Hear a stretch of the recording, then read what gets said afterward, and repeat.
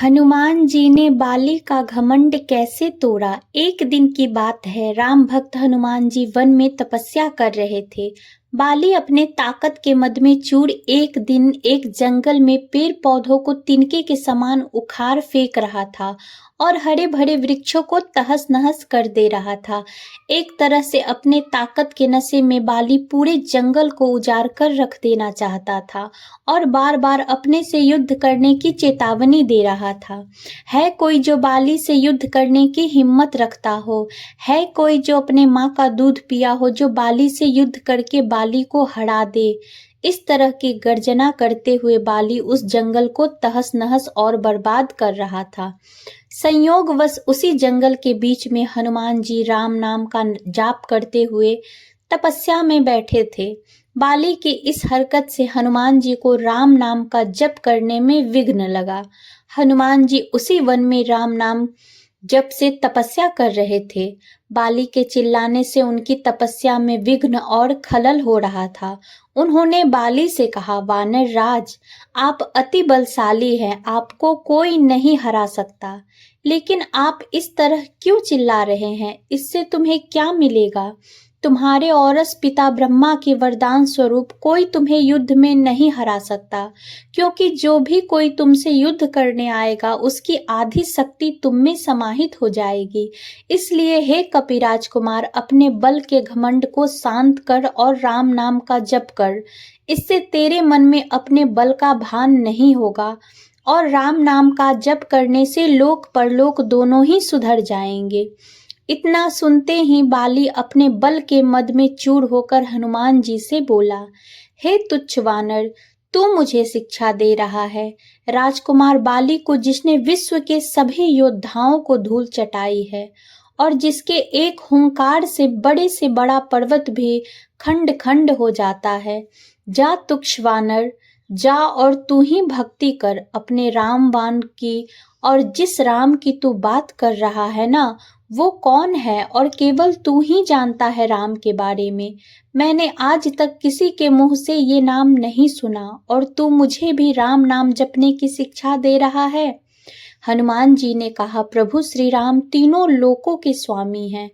उनकी महिमा अपरंपार है।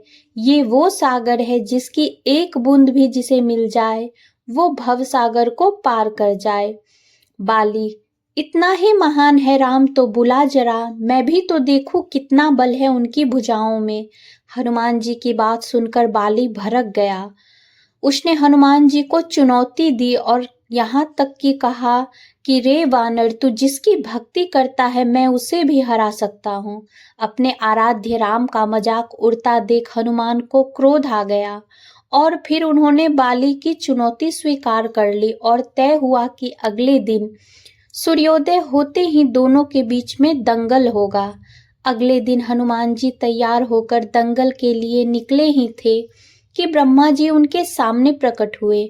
उन्होंने हनुमान जी को समझाने की कोशिश की कि वे बाली की चुनौती को स्वीकार न करें, लेकिन हनुमान जी ने कहा कि उसने मेरे प्रभु श्री राम जी को चुनौती दी है। ऐसे में अब यदि मैं उसकी चुनौती को अस्वीकार कर दूंगा तो दुनिया क्या समझेगी, इसलिए उसे तो अब सबक सिखाना ही होगा।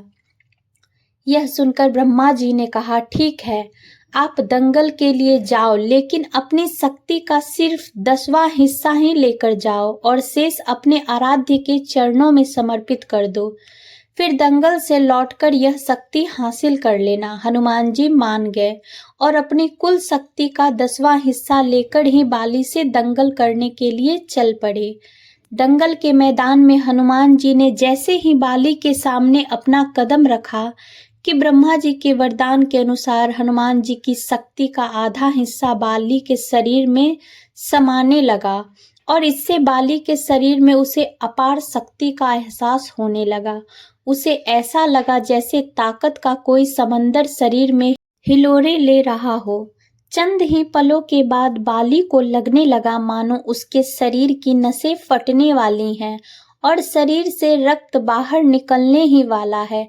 अचानक तभी वहां ब्रह्मा जी प्रकट हुए और उन्होंने बाली से कहा कि खुद को जिंदा रखना चाहते हो तो तुरंत ही हनुमान से कोसों दूर भाग जाओ, नहीं तो तुम्हारा शरीर फट जाएगा। बाली को कुछ समझ में नहीं आया, लेकिन ब्रह्मा जी को यूं प्रकट देखकर समझ गया कि कुछ तो गड़बड़ है, और वह वहां से तुरंत ही कोसों दूर भाग खड़ा हुआ। कोसों दूर जाने के बाद उसे जब राहत मिली, शरीर में हल्कापन लगने लगा, तब उसने देखा कि ब्रह्मा जी उसके सामने खड़े हैं। तब ब्रह्मा जी ने कहा कि तुम खुद को दुनिया में सबसे शक्तिशाली समझते हो, लेकिन तुम्हारा शरीर हनुमान की शक्ति का छोटा सा हिस्सा भी नहीं संभाल पा रहा है। मैं तुम्हें बताना चाहता हूँ कि हनुमान जी अपनी शक्ति का 10वां भाग ही लेकर तुमसे लड़ने आए थे। सोचो, यदि संपूर्ण भाग लेकर आते तो तुम्हारा क्या होता। बाली यह जानकर समझ गया कि मैंने बड़ी भूल की थी। बाद में बाली ने हनुमान जी को दंडवत प्रणाम किया और बोला, अथाह बल होते हुए भी हनुमान जी शांत रहते हैं और राम भजन गाते रहते हैं, और एक मैं जो उनके एक बाल के बराबर भी नहीं और उनको ललकार रहा था। मुझे क्षमा करे हनुमान।